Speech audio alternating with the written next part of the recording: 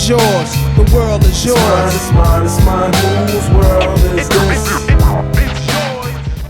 Welcome to Spin That Back. This is Rick. I'm Eric. And this is our review of Jurassic World, the fourth installment in the Jurassic Park franchise. What do you call Jurassic World then? It's the fourth installment. Directed by Colin Trevorrow. And it stars Chris Pratt and Bryce Dallas Howard. And Vincent D'Onofrio. Yeah, Gomer Pyle. You don't necessarily have to have watched the first three movies. It does kind of help that you have seen the first one because there's a lot of references. Especially there's like a whole scene like in the middle of the movie that's sort of like a throwback to back to the original one. Yeah, I forgot the guy's name. Pi. After he got off the boat with what was the tiger's name? Bitch, shut the fuck up, man. They're talking about this movie. He's taken over after John Hammond, I guess, has passed away, which they don't specify really in the movie, right? He died last year. Huh? Yeah.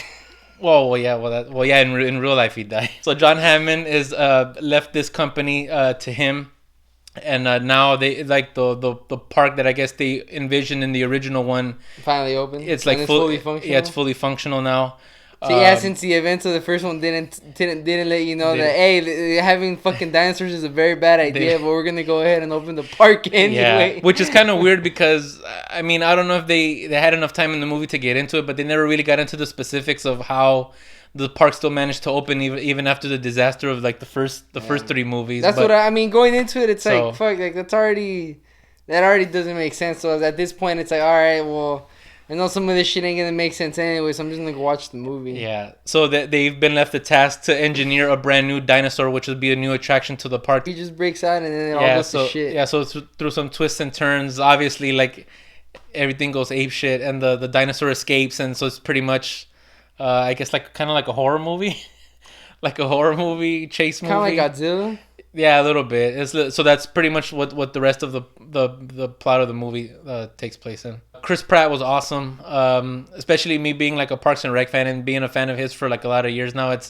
You've seen him change a lot. Yeah. From Parks and Rec to what he's doing now, which is good. I mean, because he's shown that he's very diverse in the type of roles that he can do. Him and not Jessica Chastain like carry the movie pretty well. The CGI is like it's so good now. I think that's like one of the good and the bad things about this new one is that close-up shots do look a lot more detailed than like before. Yeah. Like in the CGI as far as CGI goes, but the thing is like now most of it is CGI. There's not really any animatronics. Yeah. That's like one of the things that was great, and even now like the animatronics in the first one, it still looks fucking amazing. Like you see that and it looks real. Like the really close-up shots, it looks so realistic. For one, like the CGI, it looks a lot better now than it did before. But at the same time, it kind of sucks because they're not really using the animatronics like they used to before. Like when the T-Rex first attacks them in the original one, like those really close-up shots, it looked more real than the close-up shots doing this one. Yeah. In an age where you can pretty much do anything, sometimes it can take away from the movie.